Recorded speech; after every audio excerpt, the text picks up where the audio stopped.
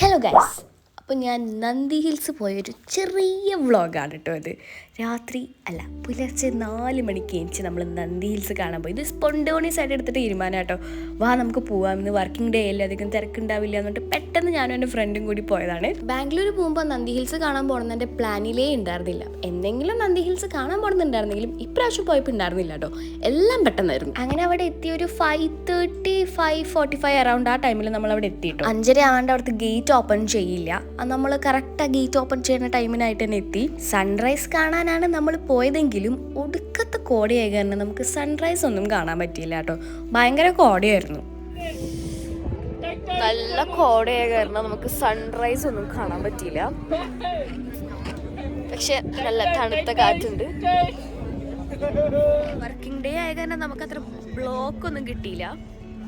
പക്ഷെ നല്ല കോടയോ ഒന്നും കാണുന്നില്ല.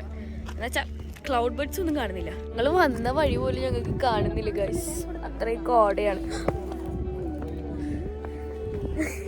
ഒരു ചെങ്ങ നടക്കാം, എവിടെയെങ്കിലും എത്തും. സൂര്യനെ ഉദിച്ച് ഉച്ചയിലെത്തി. അത് സൂര്യനാ. നന്ദി ഹിൽസിൽ ഒരുപാട് സ്ഥലമുണ്ട് കേട്ടോ. കുറേ കുഞ്ഞു കുഞ്ഞു അമ്പലങ്ങളൊക്കെ ഉണ്ട് അവിടെ. പിന്നെ കുറേ സ്ഥലമുണ്ട് നമുക്ക് ഫോട്ടോ എടുക്കാനൊക്കെ പറ്റിയ കുറേ സ്ഥലമുണ്ട് കേട്ടോ. പിന്നെ കോടയൊന്നും ഇല്ലെങ്കിൽ ഇവിടെ ഒരു വ്യൂ പോയിന്റ് ഉണ്ട്. ഈ വ്യൂ പോയിന്റിൽ നിന്ന് നോക്കിയാൽ നമുക്ക് ബാംഗ്ലൂരിൻ്റെ ചെറിയ ഒരു ഭാഗം മൊത്തം കാണാൻ പറ്റും കേട്ടോ. ഞങ്ങൾ ചെന്ന സമയത്ത് കോടയായിരുന്നു, പക്ഷെ ഞങ്ങൾ വെയിറ്റ് ചെയ്തു കോട പോവാൻ വേണ്ടി. കോട പോകും എന്നുള്ള പ്രതീക്ഷയിലാണ് ഞങ്ങൾ. സൂര്യനൊക്കെ വന്നിട്ടുണ്ട്.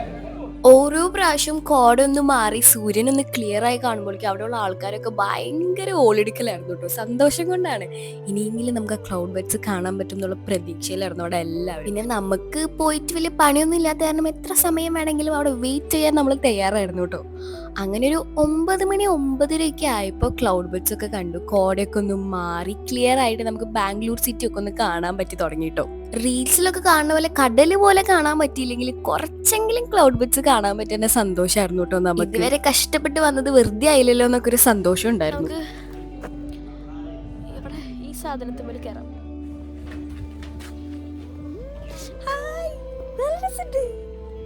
സൺകിസ്റ്റ് ക്ലൗഡും കിട്ടി, കോടയും കിട്ടി, എല്ലാം കിട്ടി. അങ്ങനെ തിരിച്ചു പോണ വഴിക്കാണ് നമ്മുടെ മോൾ ഓഫ് ഏഷ്യ ഉള്ളത്. എന്നാ പിന്നെ അതും ഒന്ന് കണ്ടേക്കാന്ന് വിചാരിച്ചു. രാവിലെ ആയ കാരണം ഒരു മനുഷ്യൻ ഉണ്ടായിരുന്നില്ല കേട്ടോ അവിടെ. കടകളൊക്കെ ഓപ്പൺ ആയി വരുന്നതേ ഉണ്ടായിരുന്നുള്ളൂ. പക്ഷെ ഇതുപോലത്തെ ഒരു മോള് ഞാൻ എൻ്റെ ജീവിതത്തിൽ ആദ്യമായിട്ടാണ് കാണുന്നത്. എനിക്ക് മറ്റേ അവതാറിലെ ആ ഒരു സെറ്റിലേക്കൊക്കെ വന്ന പോലെ ഏതോ ഒരു ഫാന്റസി വേൾഡിൽ വന്നൊരു ഫീലിംഗ് ആയിരുന്നു. എന്ത് രസമല്ലേ ഒരു മോളിൻ്റെ ഉള്ളിൽ ഒരു വെറൈറ്റി കാർഡ്. ഞാൻ അവിടുന്ന് കുറേ ഫോട്ടോസൊക്കെ എടുത്തു കേട്ടോ. ഞാനൊരു ചെറിയ കുട്ടിയുടെ എക്സൈറ്റ്മെന്റോടെ ആട്ടോ മോള് കണ്ടിരുന്നത്. എല്ലായിടത്തും ഓടി നടന്ന് ഹായ് നോക്ക് എന്ത് ഭംഗിയാന്നൊക്കെ പറഞ്ഞിട്ട് നല്ല രസമുണ്ടായിരുന്നു. ആക്ച്വലി എനിക്ക് ഭയങ്കര ഇഷ്ടമായി ആ മോള്. ബെസ്റ്റ് മോൾ എവർ. ഇത്രയും റിച്ച് മോള് ഞാൻ എൻ്റെ ജീവിതത്തിൽ ആദ്യമായിട്ടാണ് കാണുന്നത്.